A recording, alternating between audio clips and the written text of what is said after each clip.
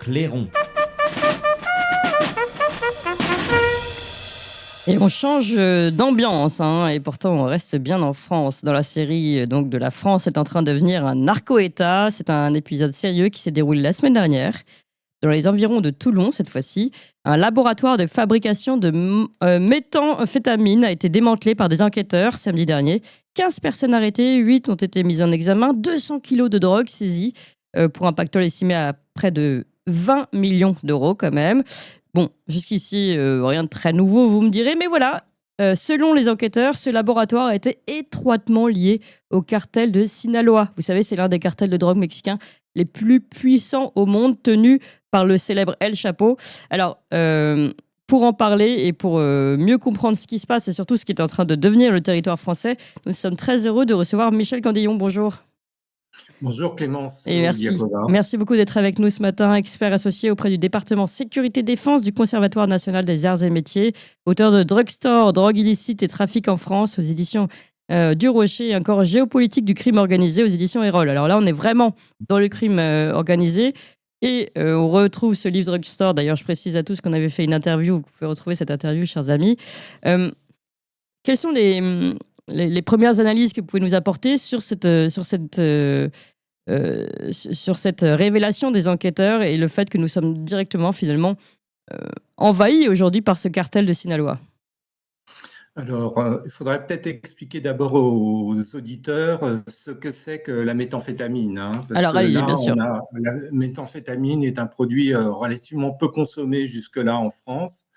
C'est un stimulant synthétique, c'est-à-dire qu'il n'est pas dérivé d'un produit naturel comme la cocaïne qui est dérivée de la coca ou l'héroïne qui est dérivée de l'opium. Donc, c'est un produit qu'on fabrique avec des molécules purement synthétiques en laboratoire. Et jusque-là, c'était un produit qui était relativement peu connu en France, hormis dans certaines parties de la Polynésie française où il y a des fortes consommations de méthamphétamine.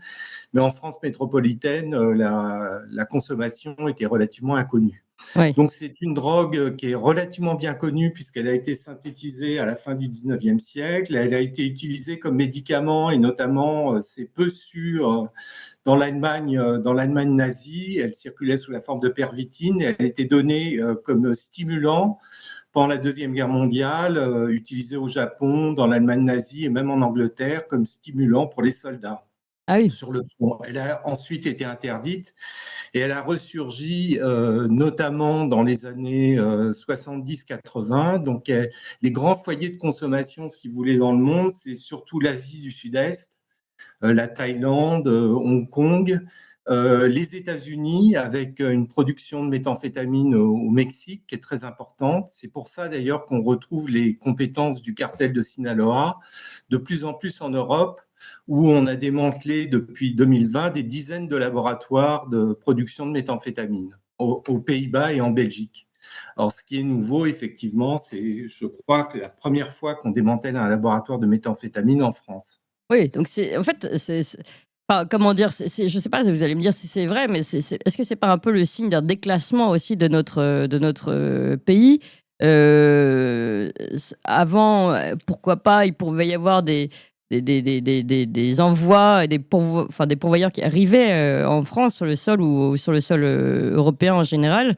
Maintenant, le fait qu'on soit un laboratoire, est-ce que c'est pas le signe d'un déclassement au moins sécuritaire, voire finalement, oui, judiciaire. Enfin, finalement, ils n'ont plus rien à faire. Ils peuvent avoir leur propre laboratoire sur notre sol. Et qu'en plus, on n'est plus qu'une plateforme de transit. Parce que si j'ai bien compris, ce laboratoire était destiné à fournir d'autres pays et pas la France. Enfin, c'est pas pour nous enorgueillir d'être nous-mêmes la destination finale, mais ça montre qu'on n'est qu'un maillon d'une chaîne de plaques tournantes complètement sans contrôle, quoi. C'est quand même relativement inquiétant.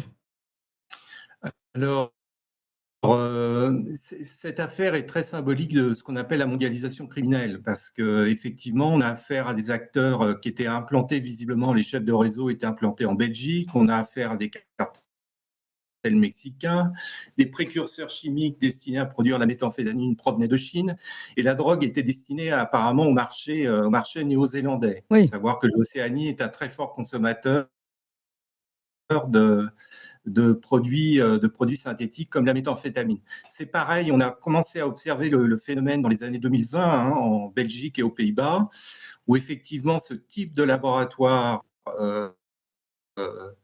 construit avec la participation de membres des cartels mexicains est apparu donc en 2020-2021. On en a saisi déjà des dizaines, si vous voulez, avec une production destinée à la Nouvelle-Zélande et à l'Australie, qui sont des gros consommateurs de cette drogue.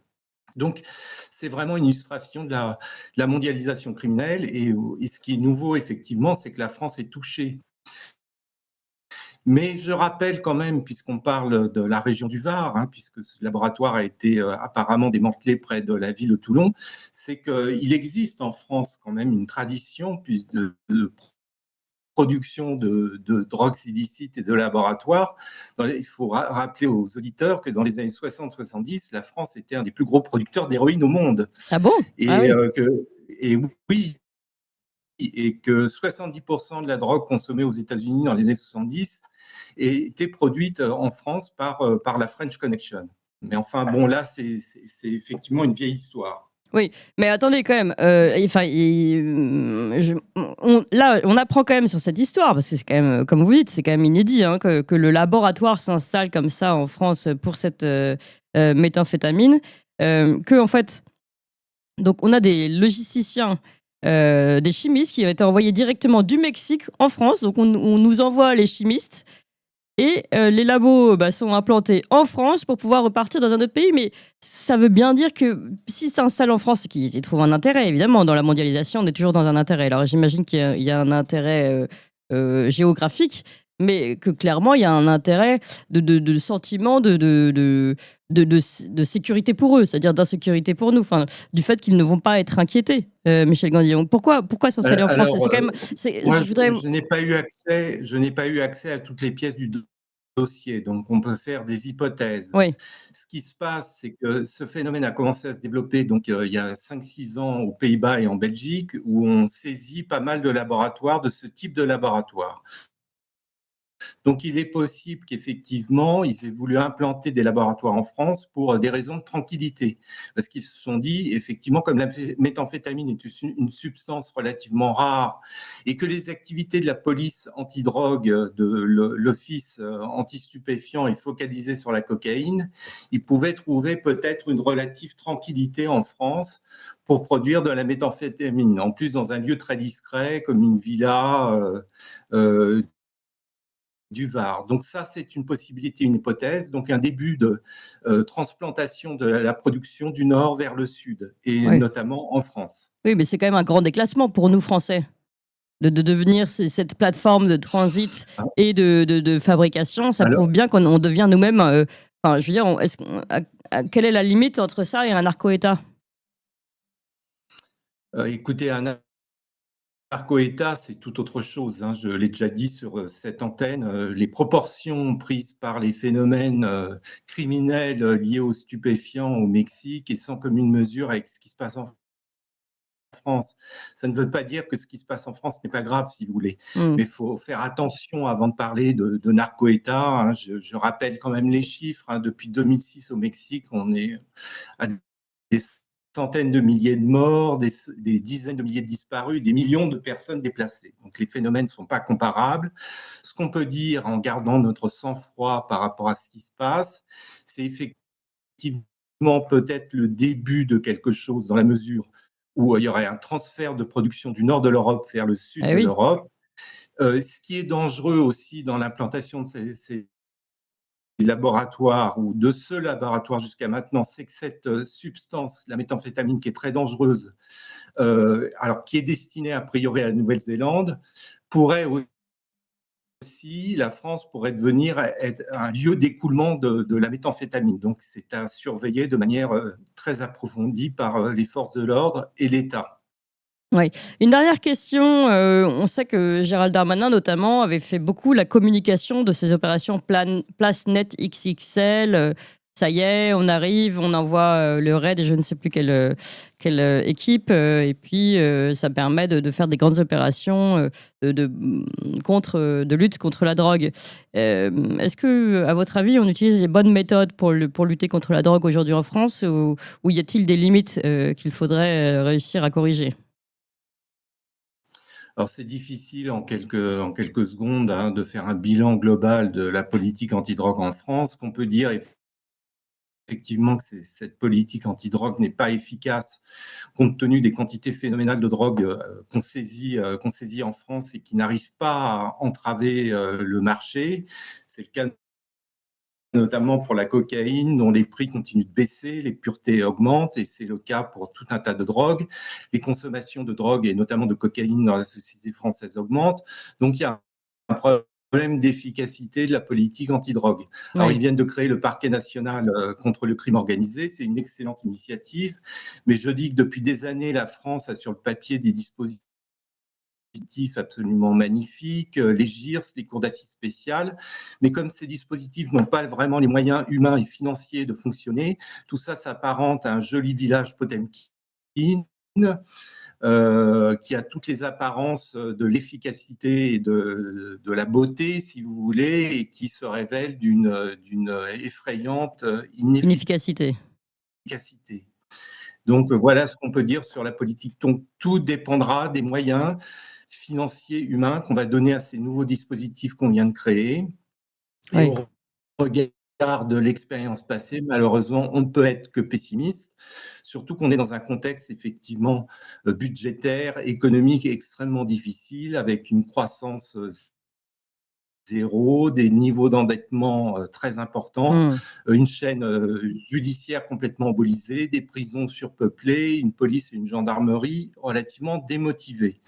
Donc, ça va être effectivement très compliqué et l'avenir, pour moi, est relativement sombre. Donc, il n'est pas besoin forcément de parler de mexicanisation, mais à notre échelle, effectivement, la situation est inquiétante. D'accord, eh bien merci pour cette analyse précise, Michel Gandillon. Je rappelle que vous êtes auteur de Drugstore, drogue illicite et trafic en France, aux éditions du Rocher, et puis plus récemment, Géopolitique du crime organisé. On est vraiment maintenant dans ce crime organisé, et la France est une plaque tournante, on l'a bien compris avec cette dernière information. Merci encore, Michel Gandillon. Je rappelle que ce livre est aux éditions Erol. Tout de suite, Toxin continue, mes amis. On vous l'avait promis, et ça y est, on se développe, on ouvre de nouvelles émissions. Vous avez déjà connu et rencontré les Tintins pour leur nouvelle émission des Tintins qui marche très fort. Évidemment, l'émission d'André Berkoff. Cette semaine sort une nouvelle émission scientifique où on va tenter de poser de véritables questions sur des débats scientifiques qui ne sont pas fermés, contrairement à ce que on veut nous faire croire. Donc, pour toutes ces émissions et encore d'autres, comment reprendre le pouvoir politique aussi, une autre émission à suivre, et puis des émissions historiques, géopolitiques et bien d'autres qui vont arriver. Il nous faut de la place parce que, évidemment, la première chaîne est déjà très prise par toutes les émissions et diffusions du matin notamment.